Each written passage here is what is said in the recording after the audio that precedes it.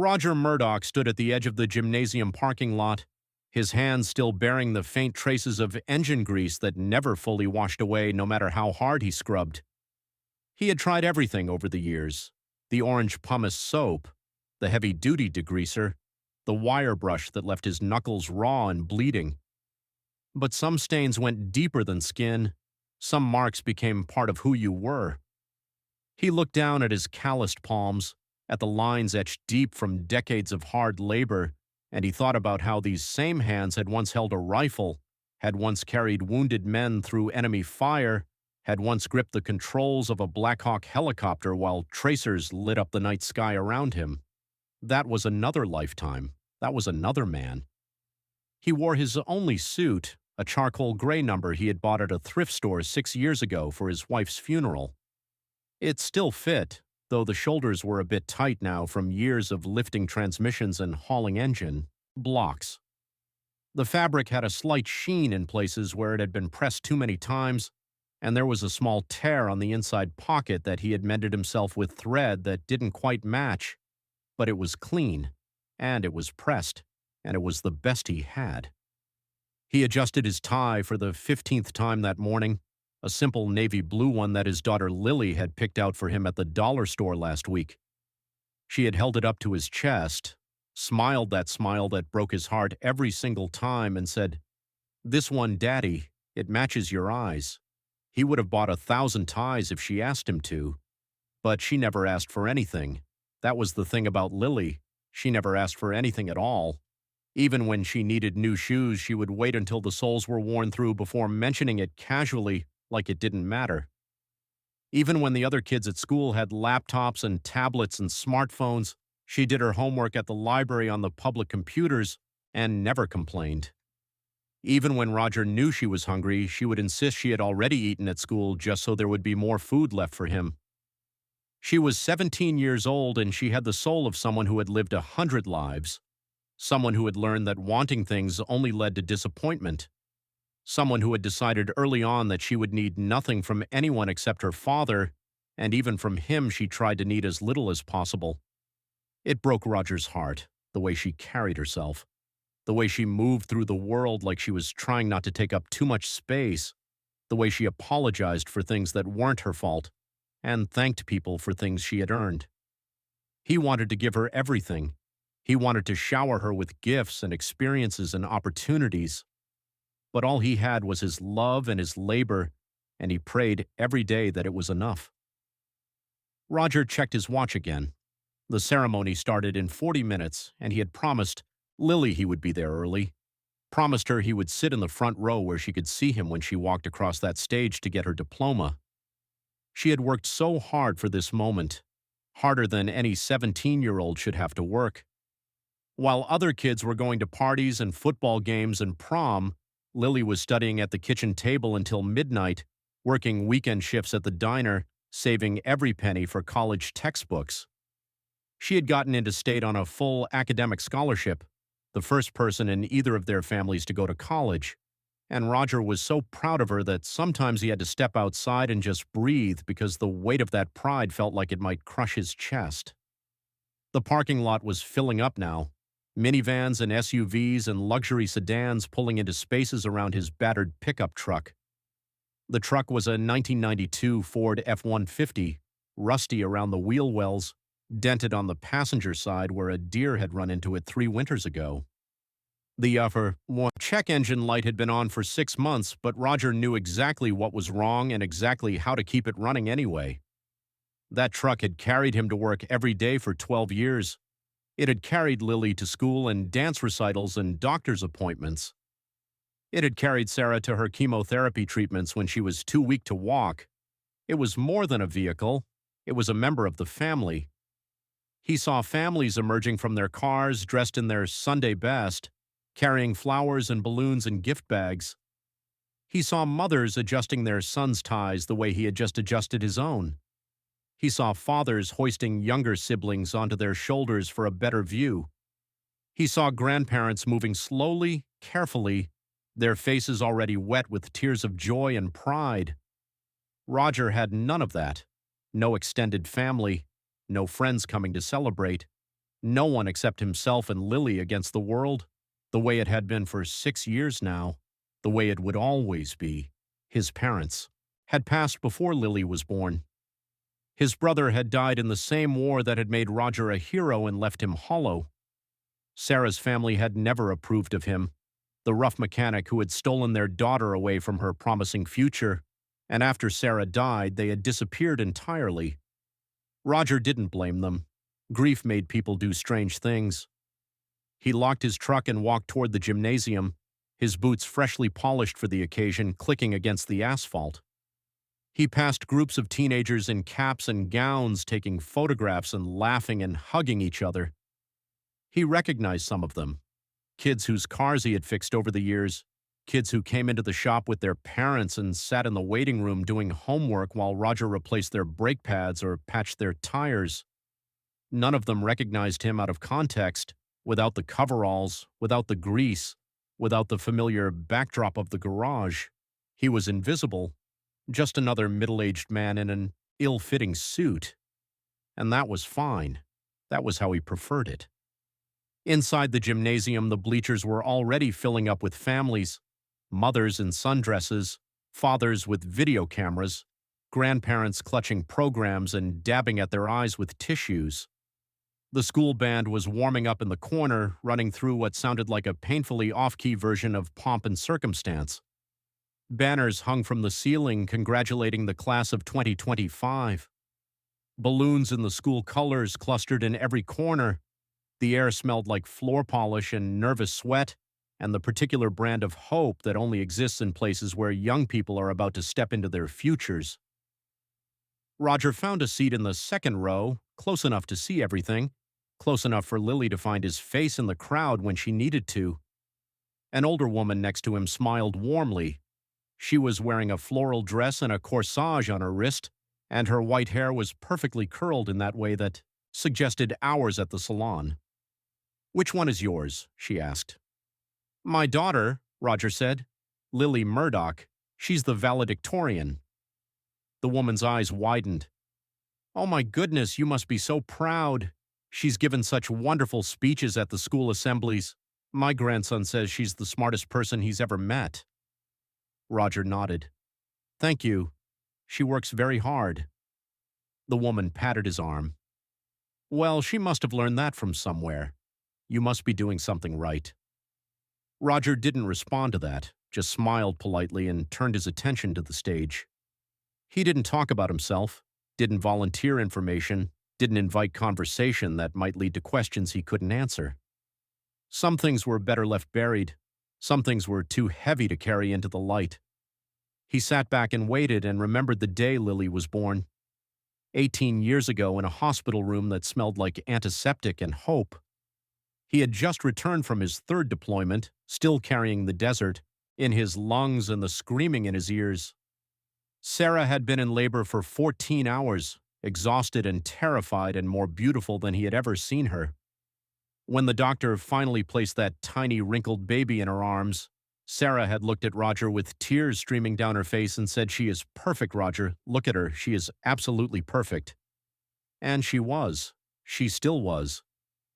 Roger remembered holding Lily for the first time, how impossibly small she seemed, how fragile, how utterly dependent on him for everything. He remembered the weight of her in his arms, no more than 7 pounds, but somehow heavier than anything he had ever carried. Heavier than his rucksack on a forced march, heavier than the wounded soldiers he had dragged to safety, heavier than the guilt and grief and memories that followed him home from the war. He remembered promising her, silently, fiercely, that he would protect her, that he would give her everything, that he would never let anything bad happen to her as long as he lived. He had kept that promise as best he could, but he couldn't protect her from everything. He couldn't protect her from losing her mother. Sarah had died when Lily was 11 years old, pancreatic cancer, fast and brutal and merciless. One day Sarah was there, making pancakes and singing along to the radio, dancing around the kitchen in her bathrobe while Lily giggled and Roger pretended to read the newspaper but really just watched them. The two people he loved most in the world, happy and alive and together. 3 months later, Roger was standing at her grave, holding Lily's hand, while both of them tried to figure out how to breathe without her. The months after the funeral were the darkest of Roger's life, darker even than the war, darker than the things he had seen and done in places he could never talk about. He would lie awake at night staring at the ceiling, wondering how he was supposed to raise a daughter alone, wondering how he was supposed to explain death and grief and loss to an 11-year-old girl who still believed in the tooth fairy, wondering how he was supposed to keep going when every morning felt like climbing a mountain with broken legs. But Lily needed him, so he kept going. For her. Always for her. He picked up extra shifts at the garage, did side jobs on weekends, rebuilt engines in their driveway at night by the light of a trouble lamp. Also, Lily would never have to worry. Also, she could focus on school, focus on her future, focus on getting out of this small town and becoming something greater than he had ever been. He learned to braid her hair by watching YouTube videos at 2 in the morning. He learned to cook her favorite meals by calling Sarah's mother and writing down recipes on oil-stained napkins. He learned to talk about feelings and fears and the future even though every word felt like pulling teeth. He learned to be both father and mother, protector and nurturer, the steady hand and the soft shoulder. And somewhere along the way, he learned to live again. Not the life he had planned, not the life he had dreamed of, but a life nonetheless. A life built on love and sacrifice and the quiet daily heroism of showing up again and again and again. Roger never talked about his own past, never mentioned the years before the garage, before Sarah, before the quiet life he had built in this forgotten corner of the world. When people asked where he had learned to fix engines so well, he said the army and left it at that. When people asked about the scars on his hands and arms, he said old injuries and changed the subject. When people asked why he never seemed to flinch at loud noises, never seemed to startle at sudden movements, never seemed to lose his cool. No matter how difficult the customer or how impossible the repair, he just shrugged and said nothing. Some things were better left buried. There was a shoebox at the back of his closet that Lily had never seen. Inside were medals, a bronze star, a silver star, a purple heart, and something else. Something in a velvet case that he had never opened, had never acknowledged, had never accepted. The letters came every year from the Department of Defense. They were always polite, always respectful, always asking him to reconsider, to come to Washington, to stand in front of cameras and shake hands with politicians, to be a symbol of something he didn't believe in anymore. He threw the letters away without reading them. The medals stayed in the shoebox. The man who had earned them stayed buried. Lily knew her father was strong, knew he worked harder than anyone she had ever met, knew he would do anything for her. But she didn't know everything. She didn't know about the nightmares that still woke him sometimes, gasping and sweating, reaching for a weapon that wasn't there. She didn't know about the faces that haunted him, the voices that echoed in the silence, the weight of the men he couldn't save, pressing down on his chest like a stone. Nobody knew. And that was exactly how Roger wanted it. The gymnasium doors opened and closed as more families filtered in. Roger recognized a few faces, parents of kids Lily had grown up with. Some nodded at him, some didn't. The mechanics at Murdoch's auto repair were respected for their work, but not exactly invited to the country club fundraisers. There was a social hierarchy in this town, like in every small town, and Roger existed somewhere near the bottom rung. Not poor enough to be pitied, not wealthy enough to be noticed, just there. Another working man doing working things, living a working life. He had made peace with that a long time ago. Being invisible had its advantages. Then he saw her. Lily appeared at the side door in her navy blue cap and gown, her honor cords draped around her neck. Gold for academic excellence, silver for community service, white for the National Honor Society. Her tassel hanging to the right, waiting, to be moved to the left when she officially became a graduate.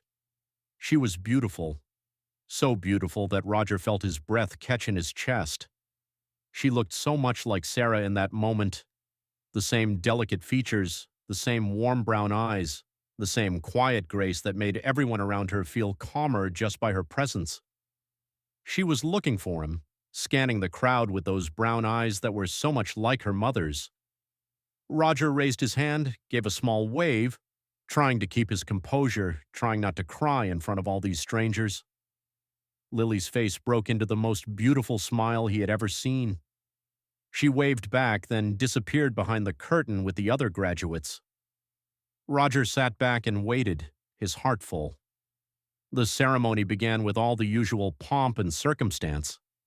The principal, a jovial man named Dr. Harrison, who had been running the school for 23 years, welcomed everyone and talked about the bright futures ahead. He made the same jokes he probably made every year about finally getting these troublemakers out of his hair. The superintendent gave a speech about education being the great equalizer, about these young people being the leaders of tomorrow, about the importance of following your dreams even when the path seemed impossible. The class president, a nervous young man with too much gel in his hair, gave a speech about embracing change and chasing dreams. His voice cracked at all the wrong moments. His hands trembled as he gripped the podium. But he made it through, and the crowd applauded warmly because everyone remembered being that nervous once. The choir sang a song that made half the audience cry, a rendition of Somewhere Over the Rainbow that was slightly off-key but deeply heartfelt.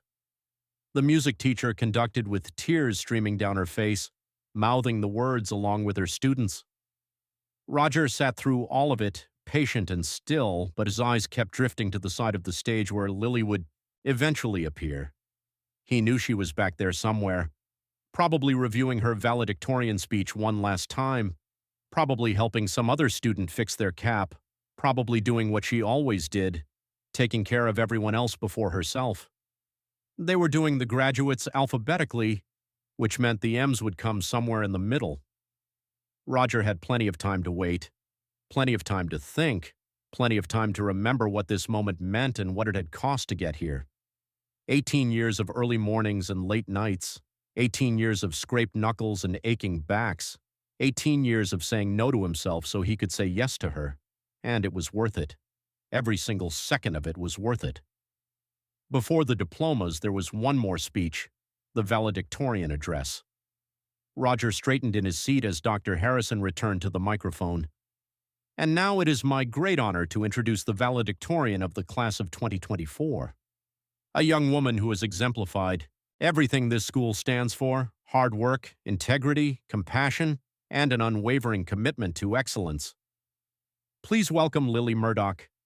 The applause was thunderous as Lily walked to the podium. Her cap was perfectly straight. Her notes were clutched in her hands. She looked out at the crowd, found Roger's eyes, and smiled. Then she began to speak. She talked about struggle and sacrifice. She talked about losing her mother at 11 years old and learning that grief never really goes away. It just becomes part of who you are.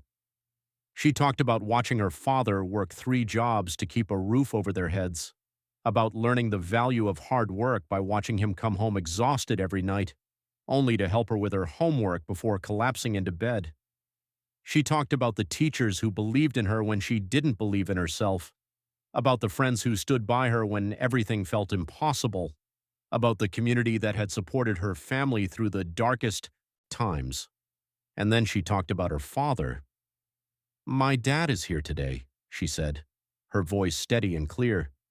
"He's sitting in the second row, probably trying not to cry, probably embarrassed that I'm talking about him in front of everyone. But I need to say this because he would never say it himself. My father is the strongest person I have ever known, not because he never falls down, but because he always gets back up. Not because he never feels pain, but because he never lets that pain stop him from showing up for the people he loves." She paused, her eyes finding Roger in the crowd. "He taught me that success isn't measured by the size of your house or the number in your bank account. It's measured by the love you give and the lives you touch. It's measured by the promises you keep and the people you protect. It's measured by getting up every morning and choosing to try again, even when everything inside you wants to give up." The audience was silent, hanging on her every word. Roger's vision was blurring. He blinked hard, tried to hold himself together. Lily continued, I don't know what the future holds. None of us do. But I know that whatever challenges come my way, I'll face them the same way my father taught me. With hard work, with integrity, with love, and with the unshakable belief that every single one of us has the power to make a difference in this world, no matter how small we might feel. She smiled, looking out at her classmates. So to the class of 2025, I say this. Go out there and be brave. Go out there and be kind. Go out there and be the people your families raised you to be, and never ever forget where you came from. The applause was deafening. Lily stepped back from the podium, her eyes wet with tears, and Roger was on his feet before he knew what he was doing. Clapping so hard his palms stung, crying openly now, not caring who saw.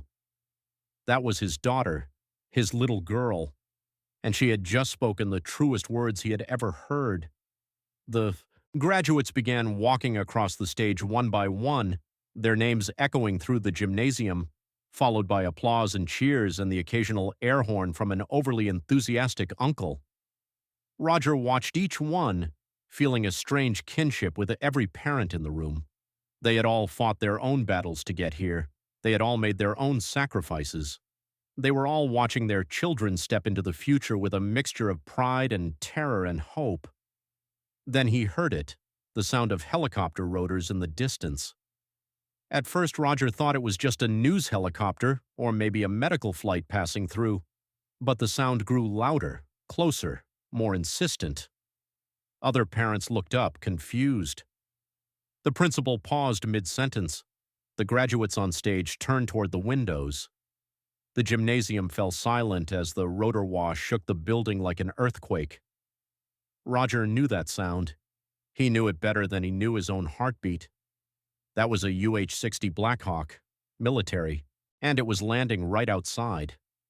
The side doors of the gymnasium burst open, and 4 soldiers in full dress uniforms marched in. Their boots struck the wooden floor in perfect unison. Their faces were stone. Their medals gleamed under the fluorescent lights. Behind them came a 5th man, older, silver hair, 3 rows of medals on his chest, stars on his shoulders, a general.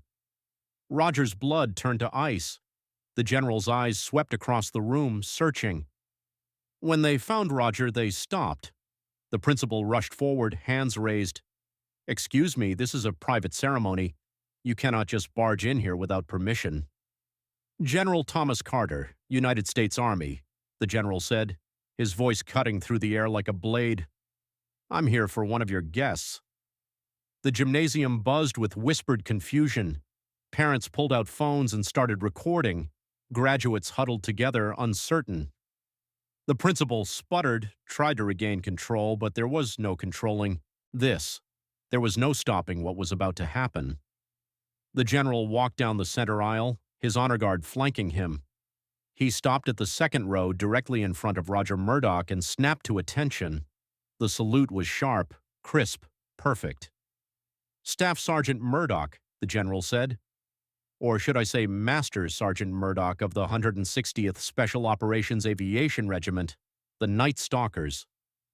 The room went absolutely still. Roger didn't move, didn't speak, didn't breathe. The general's voice carried through the silent gymnasium. I served with this man 22 years ago in a place we're still not allowed to name. When our helicopter was shot down and our commanding officer killed, this man assumed command. He led the survivors through 12 miles of hostile territory. He called in airstrikes on his own position to cover their escape. He carried 2 wounded soldiers on his back for the last 3 miles, and when extraction finally arrived, he was the last man on the bird. Gasps rippled through the crowd. Parents stared at Roger with new eyes. Graduates craned their necks to see the quiet mechanic from the auto shop, the man who changed their oil and fixed their brakes, the man they had passed on the street 1,000 times without a second glance. The general continued, his voice steady and strong. Master Sergeant Murdoch took 4 rounds that night, chest, shoulder, both legs. He should have died. By all rights, he should have died. But he refused. He refused because there were still men depending on him. He refused because that's who he is. Roger's jaw tightened. His hands gripped the edge of his seat. The memories were flooding back now, the ones he had spent 2 decades trying to forget. The sand, the blood, the screaming, the weight of his brothers on his shoulders, the certain knowledge that he was going to die and the decision to keep moving anyway. The general's voice softened. He was awarded the Medal of Honor for his actions that night. The highest military decoration this country can bestow, but he never attended the ceremony, never accepted the medal, never came to Washington. He just disappeared. A murmur swept through the crowd. The Medal of Honor. That was the one everyone knew. The one reserved for extraordinary heroism. The one that meant a person had done something almost impossible under conditions that would break most people. Roger finally spoke, his voice rough and low. "That was a long time ago, General. I'm not that man anymore." The general's expression shifted. Something like respect mixed with something like grief. "You never stopped being that man, Master Sergeant. You just stopped letting anyone see it." Roger looked down at his hands, the same hands that had held a rifle, held his dying brothers, held his wife as she slipped away, held his daughter's tiny fingers on her first day of school. Hands that had done terrible things and beautiful things and everything in between. "I left because I couldn't be what they wanted me to be," Roger said quietly. "I couldn't stand on stages and shake hands with politicians. I couldn't pretend that what happened over there was something to celebrate. People died, good people, better than me." The general nodded. "I know, and I'm not here to force you back into a spotlight you never wanted." Roger looked up. "Then why are you here?" The general smiled slightly, turned and looked toward the stage where the graduates stood frozen, watching this impossible scene unfold. "I'm here because your daughter applied for the Army's Distinguished Service Family Scholarship." The room went silent again. Every eye turned to the back of the stage, where Lily stood with her hands covering her mouth, her eyes wide with shock and tears. The general continued. "It's a full ride to any university in the country, reserved for the children of our most decorated service members. When we received her application, we ran the standard verification on her, family history." He paused, looked directly at Roger. "Imagine our surprise when we discovered that the mechanic from small-town nowhere was actually one of the most decorated soldiers in the history of Army Special Operations." Roger's heart stopped in his chest. Lily had applied for the scholarship without telling him. She had done her own research, dug into his past, found the records he thought were buried forever, and she had never said a word. The general reached into his jacket and pulled out a small velvet case. "This is the medal you never claimed, Master Sergeant. I thought you might want to finally accept it now, in front of the person who matters most." Roger stared at the case, his vision blurred, his throat tightened. 22 years. 22 years he had run from this moment. 22 years he had tried to forget what he had done, what he had survived, what he had lost. And now here it was, in a high school gymnasium, in front of his daughter and 200 strangers, the truth he could never escape. He stood slowly, his legs unsteady, his suit suddenly too tight, his tie suddenly choking him. He looked at the general, looked at the medal, looked at the crowd of faces watching him with awe and confusion and something that might have been respect. Then he looked at Lily. She was crying openly now, her cap askew, her honor cords tangled in her fingers. She was looking at him like she was seeing him for the first time, seeing the man behind the grease-stained coveralls, seeing the hero she never knew existed. "Daddy," she mouthed, the word barely audible across the silent gymnasium.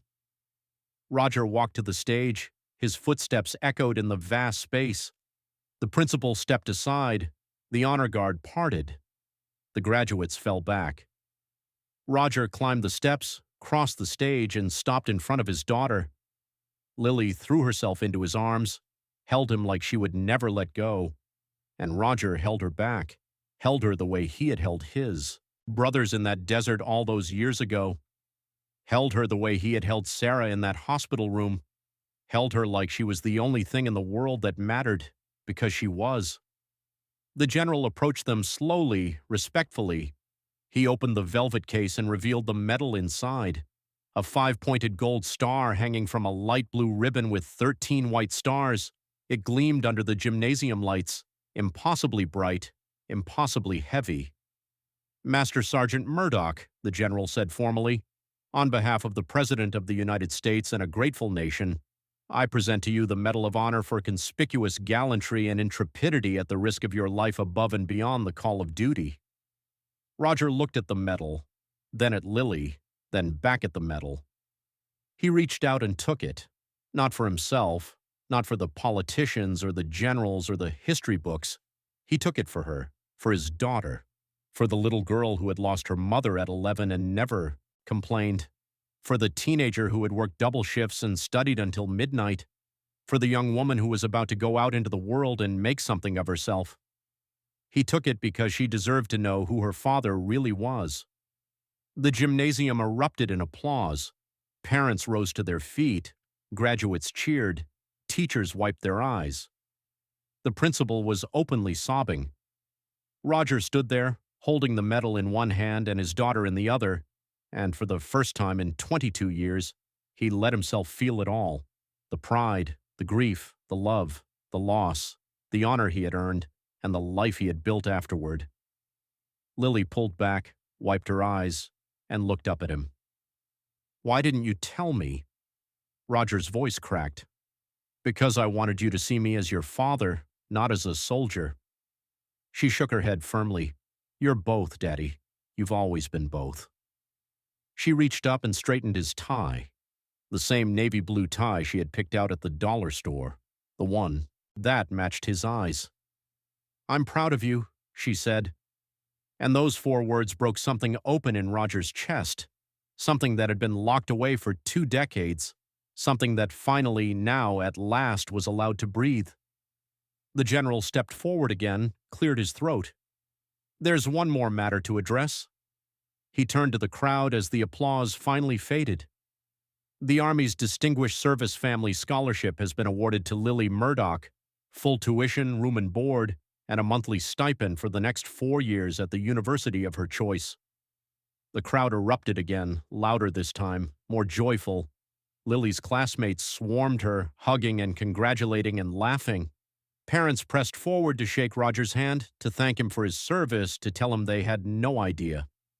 The principal announced that the ceremony would resume in 10 minutes, giving everyone time to collect themselves. Roger stood at the edge of the stage, still holding the medal, still trying to process what had just happened. The general approached him one last time, extended his hand. I know this wasn't what you wanted, Master Sergeant, but your daughter deserved to know the truth. They all did. Roger shook his hand firmly. Thank you, sir, for coming all this way. The general smiled. That scholarship is fully funded, but between you and me, your daughter's essay was the best we've received in 30 years. She wrote about sacrifice, about quiet strength, about a man who gave everything for his country and then came home and gave everything again for his daughter. Roger's eyes burned. He didn't know she had written that, didn't know she had seen him so clearly all these years.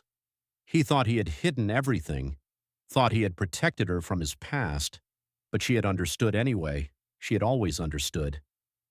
You raised a remarkable young woman, Master Sergeant, the general said. Take care of her. Roger nodded. I will, sir. I always have. The general in his honor. Guard departed as quickly as they had arrived, leaving the gymnasium buzzing with whispered conversations and tearful embraces. The ceremony resumed. The graduates returned to their seats. The principal called the next name and the diplomas continued to be handed out. But everything had changed. The invisible mechanic from the auto shop was invisible no more. When they finally called Lily's name, she walked across the stage with her head high and her shoulders back. She shook the principal's hand, accepted her diploma, and turned to the crowd. Roger stood and applauded louder than he had ever applauded for anything in his life. Lily found his eyes across the gymnasium and smiled. That smile that broke his heart every single time.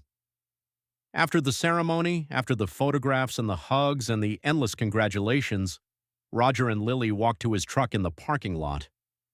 The sun was setting, painting the sky in shades of orange and pink and gold. Lily climbed into the passenger seat, still wearing her cap and gown, still clutching her diploma. Roger slid behind the wheel and just sat there for a moment, looking at her. "Dad," she said quietly, "I'm sorry I didn't tell you about the scholarship. I just wanted to understand. I wanted to know why you never talked about it." Roger nodded slowly. "I was afraid," he admitted. "Afraid that if you knew what I did over there, you would see me differently." Lily reached over and took his hand, the same way she had when she was 5 years old, walking into kindergarten for the first time, the same way she had at her mother's funeral, the same way she always did when she needed him to know she was there. "I see you," she said. "I've always seen you. You're my dad.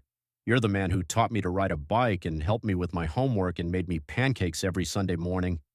You're the man who never missed a single one of my school plays, even when you had to work double shifts to make up for it."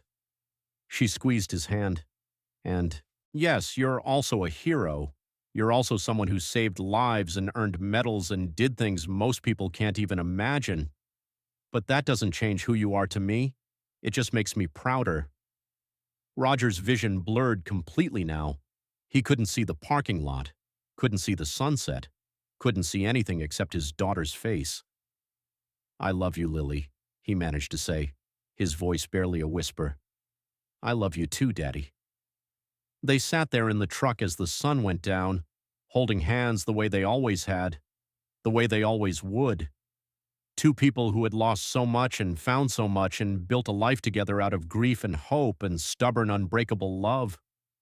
Eventually, Roger started the engine, ready to head home, ready to make dinner, ready to begin this new chapter, whatever it might bring. But Lily stopped him. "Wait," she said, reaching into her gown. She pulled out the Medal of Honor and placed it carefully in his hand. "I think you should keep this somewhere you can see it. Not because you need to remember what happened over there, but because you need to remember that you survived, that you came home, that you raised me, and that was the bravest thing you ever did." Roger looked at the medal in his palm, at the 5-pointed star and the light blue ribbon, at the weight of everything it represented. Then he looked at his daughter, at the young woman she had become, at the future she was about to step into, and he realized something. He had never stopped being a soldier. He had just changed his mission. The war was over, the battles were won, and his greatest victory was sitting right next to him, her whole life ahead of her, ready to take on the world. 3 months later, Roger stood in Lily's dorm room at State University, helping her hang pictures and organize her desk. She had already made friends with her roommate, already joined 2 clubs, already started studying for classes that wouldn't begin for another week. She was going to thrive, here. He could see it in her eyes. "Dad," she said as he prepared to leave, "are you going to be okay?" He smiled, the same smile he had given her every morning since she was born, the smile that said everything was going to be fine, even when it wasn't. "I'm going to be okay," he said. "You focus on your studies, work hard, make friends, call me sometimes." She laughed and hugged him tight. "I'll call you every day, probably more. Don't be surprised if I ask you to mail me some of your pancakes." He laughed too, holding her close one last time before letting her go. "That's a long trip for pancakes." She shrugged. "Worth it." He walked to the door, paused, looked back at her one more time. His little girl, all grown up, starting a new life, a new chapter, and he couldn't have been prouder. "I love you, Lily. I love you too, Daddy." He left the dorm, walked to his truck, drove back to the small town where everyone now knew his name, knew his story, knew the truth he had hidden for so long.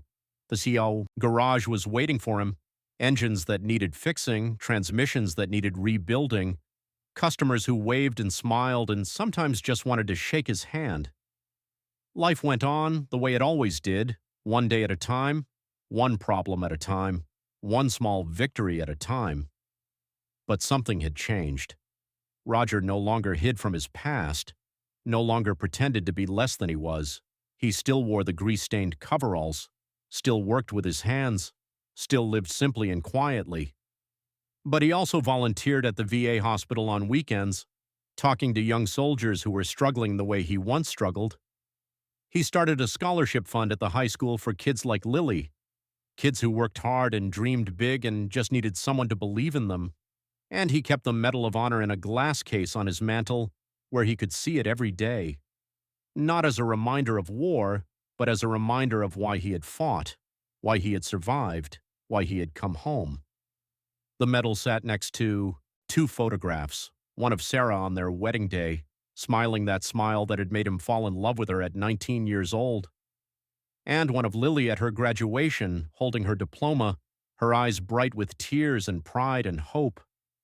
Sometimes we judge people by the clothes they wear, the jobs they hold, the houses they live in. We see the surface and we assume we know the story. But beneath every ordinary face, there might be an extraordinary truth. A parent who sacrificed everything for their child, a soldier who carried his brothers home, a mechanic who never stopped serving his country, even when no one was watching. Roger Murdoch didn't need a medal to prove his worth. He proved it every single day, in every oil change, every rebuilt engine, every Sunday morning pancake, every phone call from his daughter at college. True honor doesn't announce itself. It works quietly, serves humbly, loves fiercely. And when the moment finally comes, when the truth is finally revealed, that honor stands tall, not for the applause, but for the people who matter most. Subscribe if you believe that the greatest heroes are the ones who come home and keep fighting for the people they love.